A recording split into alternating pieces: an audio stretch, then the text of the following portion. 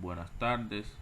Nuestro grupo está compuesto por Sibelis Carmona y su servidor Juan Carlos de los Santos. Y le estaremos exponiendo el capítulo 14, el cual trata de conductores, aislantes y dieléctricos. Aquí vemos una tabla en los cuales vemos las divisiones de cada, de cada rama. Y dentro de los materiales eléctricos, estos se dividen en dos grupos, los cuales son conductores y aislantes. Y los conductores, el material más relevante, o sea, el que más se ve, es el cobre. Dentro de los aislantes vemos el fenol.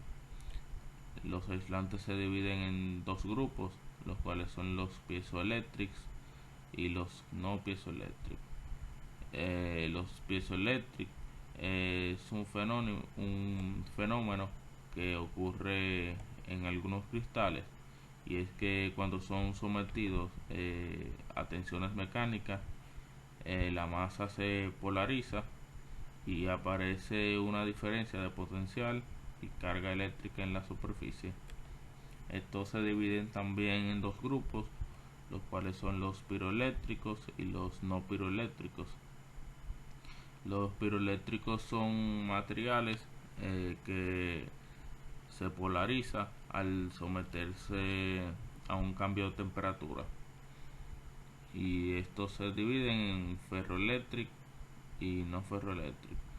Y ya la ferroelectricidad es una propiedad empírica de algunos materiales dieléctricos, y básicamente lo que se ve en el efecto físico es que el material presenta una polarización incluso después de que se retira el campo eléctrico, y esto pasa por el residual de los dipolos permanentes. Materiales conductores. Un conductor eléctrico es un material que ofrece poca resistencia al movimiento de la carga eléctrica, debido a que los átomos se caracterizan por tener pocos electrones en su capa de valencia, y por lo general no se necesita mucha energía para que estos salten de un átomo a otro. Los materiales mejores conductores está el hierro, el aluminio, el latón, metal galvanizado, acero. Y para que los electrones se desplacen libremente por los materiales conductores, se debe conectar a una fuente de tensión, y entre los conductores se encuentran los metales, los ácidos y las soluciones salinas. Algunos de los metales más usados como conductores son el cobre, oro, plata, aluminio, hierro. Y dentro de este grupo el cobre es el más común, porque relativamente es económico y suficientemente bueno para cumplir su función de conductor, al igual que el aluminio, pero el aluminio es un poco más caro. Tipos de materiales conductores se dividen en tres grupos, los cuales son los metálicos, gaseosos y electrolitos. Metálicos. Los conductores metálicos son quienes portan carga en este tipo de materiales, que son los electrones, y por lo que la conducción de este tipo es electrónica. Pertenecen a este grupo los metales en general, así como las aleaciones, que son funciones de uno o más. Los gaseosos, que son conductores en forma gaseosa que han atravesado un proceso de ionización. Este proceso lo que hace es que le da mejor capacidad de conducir la electricidad al estar electrónicamente cargado, y esto formando isótopos con fuerte electronegatividad para atraer y conducir el paso de la corriente. Y están los electrolitos, que la conducción en este tipo es iónica, en donde se realiza con una reacción química, Y estos son dos tubos, un ion negativo y dos electrodos, perdón, uno negativo y otro positivo, los cuales estos forman iones y permiten el paso de la electricidad a la vez que se genera un desplazamiento de la materia. La conductividad eléctrica es la capacidad del cuerpo de permitir el paso de la corriente eléctrica, y la conductividad es la inversa de la resistividad, por lo tanto es igual a 1 sobre la densidad, y esta se mide, la unidad es el siemens por metro. Materiales aislantes. Un aislante eléctrico es un material cuya carga eléctrica no puede moverse, causando una escasa magnitud de corriente que, bajo la influencia de un campo eléctrico, a diferencia de los metales, los conductores y los semiconductores, que estos conducen fácilmente la corriente eléctrica. La característica fundamental que distingue a los materiales aislantes es la alta resistividad comparada con los materiales ya mencionados. Los materiales empleados como aislante siempre conducen algo de electricidad, pero presentan una resistencia al paso de la corriente, y esta es mayor a los buenos conductores eléctricos como la plata o el cobre. Y al mismo tiempo, un buen aislante apenas poseen electrones, permiten el flujo continuo y rápido de las cargas. Generalmente los circuitos eléctricos suelen usarse plástico como revestimiento para los cables, para que este sirva de aislante, y también son empleados en la bobina y pueden aislarse con una capa delgada de barniz. La elección del material aislante suele venir determinada por la aplicación, y el polietileno se emplea en instalaciones de alta frecuencia. El milar se emplea en condensadores eléctricos, al igual que el teflón para situaciones con altas temperaturas, que estas oscilan entre 175 y 230 grados Celsius. También diferentes tipos de plástico para cada situación, por ejemplo en condiciones mecánicas o químicas, el nylon para alta resistencia a la abrasión, el neopreno, la goma de silicona, los poliésteres, y estos pueden proteger contra los productos químicos y la humedad. Resistividad y conductividad.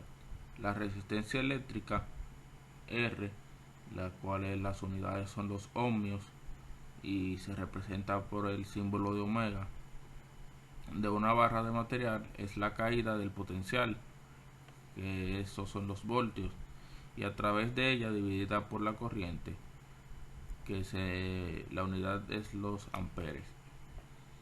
Y esta es la relación de la ley de Ohm, que dice que la resistencia es igual al voltaje entre la corriente. La propiedad material que determina la resistencia es la resistividad eléctrica. Está relacionado con la resistencia, y la resistividad eléctrica es igual a la sección dividido por la longitud de la varilla de la prueba por la resistencia. Conductividad térmica y resistividad eléctrica. Todos los materiales tienen una resistividad eléctrica, y todos los dieléctricos tienen un factor dieléctrico constante y de pérdida. En estos gráficos las propiedades para estos son útiles, debido a que permiten la comparación y selección de una población grande y variada.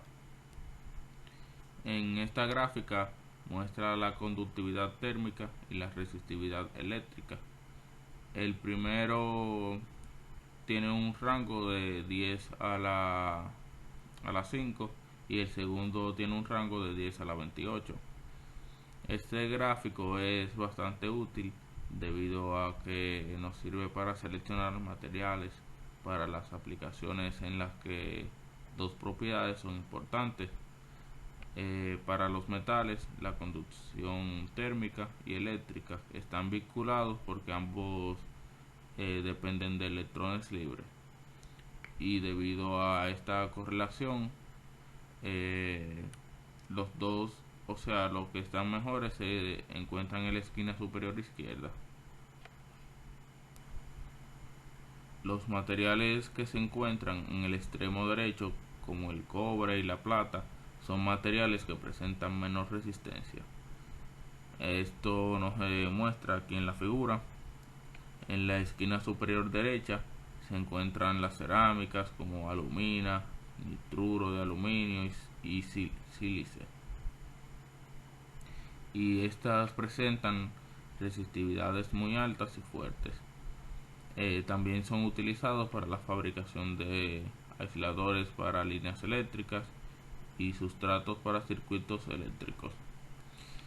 También vemos en la gráfica, en la parte más baja, se encuentran los polímeros que son menos fuertes, pero son flexibles, fáciles de moldear y son excelentes aisladores. Y también con estos polímeros se utilizan el revestimiento del cable para aislarlo de equipo de conmutación y así. También se encuentran los que son dieléctricos. Un material dieléctrico es un material con una baja conductividad eléctrica, es decir, un aislante, el cual tiene la propiedad de formar dipolos eléctricos en su interior bajo la acción de un campo eléctrico. Así podemos decir que todos los materiales dieléctricos son aislantes, pero no todos los materiales aislantes son dieléctricos. Los diferentes tipos de dieléctricos tenemos en sólidos, gases y líquidos. Están los dieléctricos sólidos, que son quizás los dieléctricos que más se usan en la ingeniería eléctrica, y muchos sólidos son aislantes muy buenos. Dentro de los ejemplos de los dieléctricos sólidos están el cristal, la porcelana, la goma, el papel y la mayoría de los plásticos, así como las cintas sintéticas como el tereftalato de polietileno, entre sus siglas PET, naftalato de polietileno, PEN, y sulfido de polifenileno, PPS, que se utilizan para envolver los conductores magnéticos de los bobinados. Están los dieléctricos gaseosos, que por su naturaleza, como el aire, nitrógeno y hexafluoruro del sulfuro, son los tres dieléctricos gaseosos más de uso general. Los gases aislantes más utilizados en los transformadores son el aire y el nitrógeno, este último a presión de una atmósfera. Esos transformadores son generalmente de construcción sellada. El aire y otros gases tienen elevadísima resistencia y están prácticamente exentos de pérdidas dieléctricas. Y por último están los dieléctricos líquidos.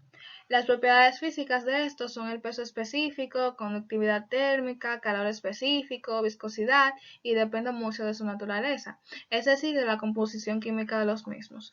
Pero su rigidez dieléctrica además está ligada a factores externos como por ejemplo la impureza en suspensión, en solución, humedad, etc., que generalmente reducen su valor degradando la característica importante. El líquido dieléctrico más utilizado es el aceite mineral o aceite ricino. El problema es que es altamente inflamable, y entre los nuevos líquidos sintéticos destacan las siliconas y los polialfa-alefines. Pero estos tienen un alto costo en la industria y por eso no se ha masificado su uso. Entre las diferentes aplicaciones de los dieléctricos, que son los más utilizados, el aire, el papel y el policloruro de vinilo, la introducción de un dieléctrico en un condensador aislado de una batería tiene las siguientes consecuencias. Este disminuye el campo eléctrico entre las placas del condensador, disminuye la diferencia de potencial entre las placas del condensador. También aumenta la diferencia de potencial máxima que el condensador es capaz de resistir sin que se salte una chispa entre las placas o ruptura dieléctrica, que vamos a tratar ese tema más adelante. Los diferentes materiales que se utilizan como dieléctricos tienen diferentes grados de permitividad, o sea, diferentes capacidades para el establecimiento de un campo eléctrico.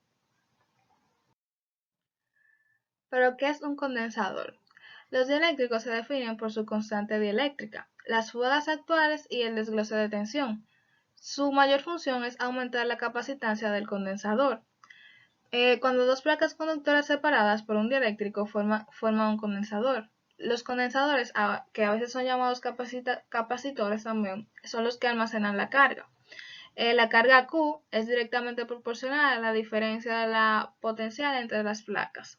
Como se ve aquí en la fórmula, que Q es igual a C, que es la capacitancia en faradios, y a multiplicado por V, que es el voltaje en voltios. La capacitancia de un condensador de placa paralela del área A, separada por un espacio vacío o por aire, es dada por la fórmula C, que es igual a capacitancia igual a E multiplicado por A sobre T, donde E es la permitividad del espacio, es una constante cuyo valor es S, dado en faradios sobre metros. Si el espacio vacío se reemplaza por un dieléctrico, la capacitancia aumenta. Esto se debe a que el dieléctrico se polariza. Cuando están cargadas, la energía almacenada en el capacitor es igual a 1/2 de la carga por el voltaje, que a su vez es igual a 1/2 por la capacitancia por el voltaje al cuadrado. Cuando la corriente y el voltaje están fuera de fase en el ángulo de pérdida dieléctrica, se pierde energía o potencia eléctrica. Generalmente está en forma de calor. A eso se le llama factor de disipación. El factor de disipación está dado por D igual a la tangente de pérdida. Y el factor de pérdida dieléctrica es la tangente de pérdida multiplicada por la constante dieléctrica, como se ve aquí en la fórmula. Y aquí son algunos de los valores de la constante dieléctrica del vacío, aire, mica, polietileno, porcelana, cerámica, etc. El factor de pérdida dieléctrica mide la energía disipada en un dieléctrico cuando está en un campo oscilante. Si se desea seleccionar materiales para minimizar o maximizar la pérdida dieléctrica, luego la medida que quieres utilizar es esta. Se debe de calcular con esta fórmula L. También tenemos la pérdida dieléctrica, que mide la energía disipada cuando las ondas de radiofrecuencia pasan a través de un material. La energía aparece como calor. Esto también se le conoce como el principio de cocción de microondas. En la fórmula que se muestra en pantalla, muestra que la energía que se disipa depende de la frecuencia del campo eléctrico. Esto lo que quiere decir que cuanto mayor es la frecuencia, mayor es la potencia disipada, porque la potencia es trabajo por segundo, y cuanto más veces se mueven las moléculas, más energía se pierde. En el gráfico podemos ver en la placa superior de la figura que es negativa y los desplazamientos están en la dirección que se muestra en la figura. Cuando se invierte la polaridad, son los iones negativos los que se desplazan hacia arriba y los iones positivos se desplazan hacia abajo.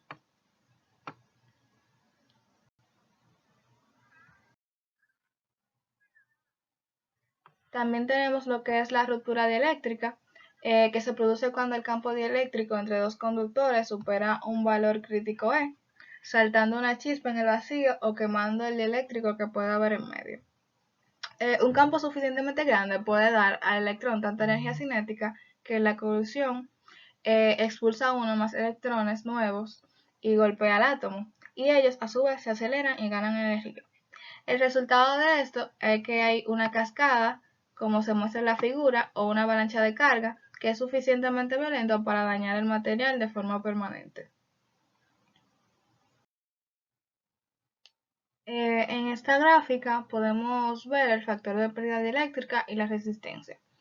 Algunos de los materiales transparentes para los microondas se encuentran a la izquierda, como son espumas de polímeros, ciertos polímeros como PP, PE, PTFE, que cuando estamos utilizando Granta lo hemos visto en la lista de polímeros que nos da. A la derecha se encuentran los materiales que absorben los microondas, o sea que se vuelven calientes en el proceso, como los polímeros que contienen un grupo polar. Estos están en nylon, poliuretano y materiales naturales como las maderas.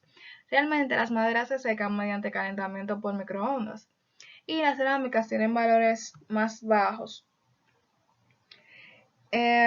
Para concluir, podemos decir que si nos encontramos frente a partículas que pueden moverse libremente, como pueden hacerlo los electrones en los metales, la corriente fluye a través del material y aquí podemos ver que hay conducción.